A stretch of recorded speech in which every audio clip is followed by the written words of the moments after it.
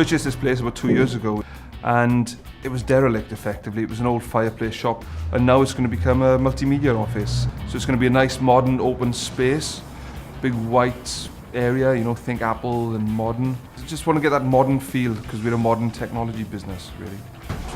It's a total gut from start to finish. We've put new floors in, new ceilings in, we've lifted the ceilings, we've put all the insulation in, which is king span.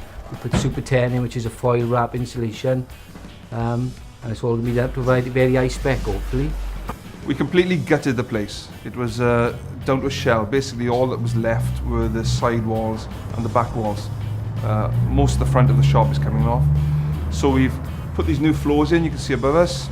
Really good, you can fit all the pipes and cabling through there. We've got lots of data cable going in. Okay, these renovations and the fact we've got our own building now are really going to help the business immensely.